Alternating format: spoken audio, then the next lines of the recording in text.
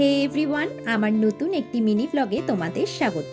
আজ হনুমান জয়ন্তী। এই বিশেষ দিনে আমি সকাল সকালই বেরিয়ে পড়েছি পুজো দেওয়ার জন্য। পুজোর সমস্ত সামগ্রী নিয়ে এবার টোটোতে উঠে পড়লাম। আমার সাথে দিদিও যাবে, তাই দিদির বাড়ির সামনে থেকে ওকেও নিয়ে যাচ্ছি মন্দিরে। সকাল সকাল মন্দিরে এসেছি বলে দেখি খুব একটা ভিড় ছিল না। তারপর আমরা বসে পুজোর সমস্ত কিছু গুছিয়ে নিলাম। মন্দিরে ঢুকেই এক অন্যরকম শান্তি অনুভব করা যায়। এরপর আমরা পুজো দিয়ে নিলাম, আর পুজোটা কিন্তু খুব ভালোভাবেই সম্পূর্ণ করতে পেরেছি। পুরো মন্দিরটাই আজ সুন্দরভাবে সাজিয়েছিল।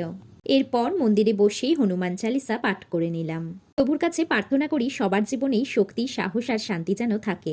এরপর ঘিয়ের প্রদীপ জ্বালিয়ে আরতি করে নিলাম।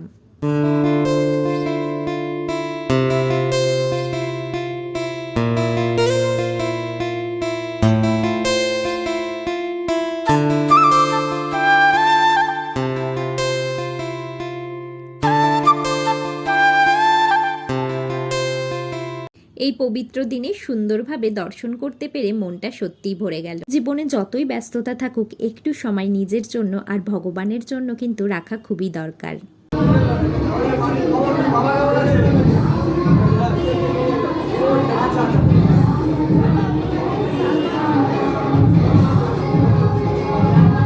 পুজো সম্পূর্ণ করে এবার যাচ্ছি বাড়ি।